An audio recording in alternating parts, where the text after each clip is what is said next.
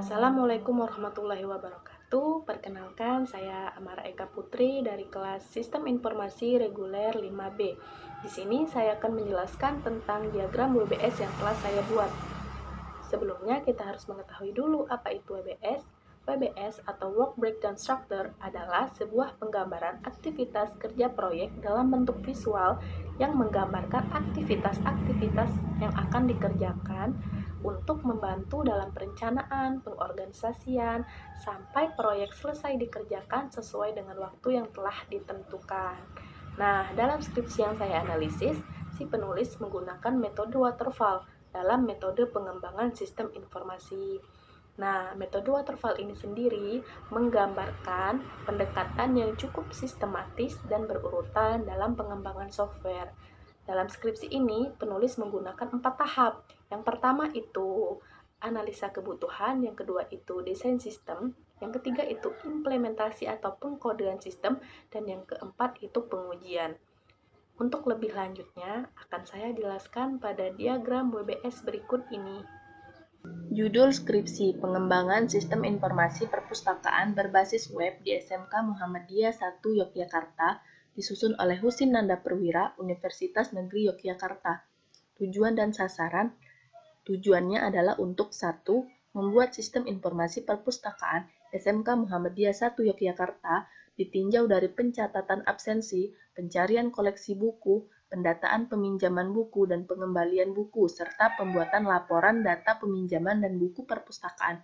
Yang kedua, mengetahui standar kualitas sistem informasi perpustakaan SMK Muhammadiyah 1 Yogyakarta berdasarkan standar kualitas software ISO 9126. Sasarannya adalah untuk seluruh petugas dan pengunjung perpustakaan di SMK Muhammadiyah 1 Yogyakarta. Manfaat. 1. Manfaat teoritis. Hasil penelitian ini dapat dijadikan referensi pengembangan sistem informasi yang berorientasi pada fasilitas pembelajaran seperti sistem informasi perpustakaan dan mengetahui perbedaan antara sesudah dan sebelum pengembangan sistem dari manual menjadi terkomputerisasi melalui sistem informasi perpustakaan sekolah SMK Muhammadiyah 1 Yogyakarta. Yang kedua itu manfaat praktis. A. Hasil penelitian ini dapat digunakan untuk mengembangkan perpustakaan sekolah dalam rangka memenuhi kebutuhan penggunaan sistem informasi perpustakaan sekolah sebagai alat bantu untuk mempermudah pelayanan anggota, pencarian data buku, pendataan koleksi buku, sistem pelaporan dan manajemen peminjaman dan pengembalian koleksi buku perpustakaan sekolah SMK Muhammadiyah 1 Yogyakarta. B. Mendapatkan hasil uji kelayakan perangkat lunak, yaitu penggunaan sistem informasi perpustakaan berbasis web. C. Sistem informasi perpustakaan yang telah melalui proses pengujian dapat digunakan sebagai media bantu fasilitas pembelajaran, baik pembelajaran di dalam maupun di luar kelas di SMK Muhammadiyah 1 Yogyakarta. Metode pengembangan sistem informasi. Pada skripsi ini menggunakan metode waterfall dengan 4 tahapan. 1. Analisa kebutuhan, 2. Desain sistem, 3. Implementasi atau pengkodean sistem, 4. Pengujian.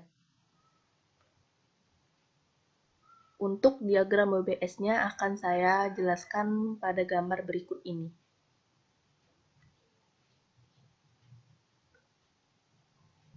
Ini adalah diagram WBS pengembangan sistem informasi perpustakaan berbasis web di SMK Muhammadiyah 1 Yogyakarta, disusun oleh Husin Nanda Perwira, Universitas Negeri Yogyakarta. Pada level 0.0, pengembangan sistem informasi perpustakaan berbasis web di SMK Muhammadiyah 1 Yogyakarta. Pada tingkat 1, 1.0 analisa kebutuhan, 2.0 desain sistem, 3.0 pengkodean atau implementasi sistem, 4.0 pengujian sistem. Tahap 1 yaitu analisa kebutuhan. Pada tingkat 1, 1.0 analisa kebutuhan. Pada tingkat 2, ada 1.1 mengidentifikasi kebutuhan user, 1.2 memahami sistem yang telah ada atau sistem manual, 1.3 membuat hasil laporan kebutuhan sistem dan user. Pada tingkat 3 ada 1.1.1 menganalisis kebutuhan user. Pada tingkat 4 ada 1.1.1.1 menentukan user yang akan diwawancarai. 1.1.1.2 membuat jadwal wawancara. 1.1.1.3 membuat list pertanyaan. 1.1.1.4 melakukan wawancara. 1.1.1.5 mengumpulkan hasil wawancara. Selanjutnya pada tingkat 2, 1.2 memahami sistem yang telah ada atau sistem manual. Pada tingkat 3 ada 1.2.1 menentukan jenis penelitian. 1.2.2 membuat rencana jadwal penelitian. 1.2.3 mengatur jadwal wawancara. 1.2.4 mengatur jadwal observasi. 1.2.5 melakukan wawancara. 1.2.6 melakukan observasi. 1.2.7 mengumpulkan hasil penelitian. Selanjutnya, pada tingkat 2 ada 1.3 membuat laporan hasil kebutuhan sistem dan user. Pada tingkat 3 ada 1.3.1 melakukan studi literatur. 1.3.2 menyimpulkan hasil wawancara dan penelitian. 1.3.3 memeriksa kembali hasil yang telah disimpulkan. 1.3.4 memperbaiki hasil laporan jika ada kesalahan. Tahap 2 yaitu desain sistem.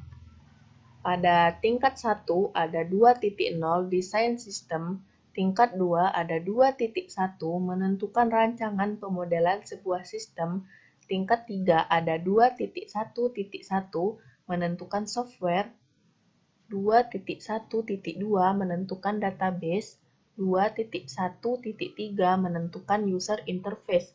Pada tingkat 4 ada 2.1.3.1 mengidentifikasi hasil laporan pada kebutuhan user. 2.1.3.2 merancang desain user interface sesuai kebutuhan user. Tahap 3 yaitu pengkodean atau implementasi sistem. Pada tingkat 1 ada 3.0 pengkodean atau implementasi sistem. Pada tingkat 2 ada 3.1 membuat kode dengan bahasa pemrograman. 3.2 mentranslate ke PHP dan database MySQL. 3.3 mengimplementasikan sistem yang baru. 3.4 menginstal sistem yang baru. 3.5 mencoba sistem yang baru. Tahap 4 yaitu pengujian. Pada tingkat 1 ada 4.0 pengujian. Pada tingkat 2 ada 4.1 memasukkan data sesungguhnya. 4.2 menguji sistem dengan data sesungguhnya.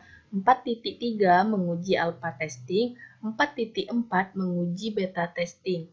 Pada tingkat 3 ada 4.3.1 menguji kelayakan dengan sistem 3 web developer. Pada tingkat 4 ada 4.3.1.1 pengujian pada aspek fungsionality. 4.3.1.2 pengujian pada aspek efisiensi dan reliability. Pada tingkat 3 ada 4.4.1 pengujian usability. Sekian dan terima kasih. Semoga bermanfaat. Jika ada salah kata saya mohon maaf. Kepada Allah saya mohon ampun. Saya akhiri. Wabillahi taufiq wal hidayah. Wassalamualaikum warahmatullahi wabarakatuh.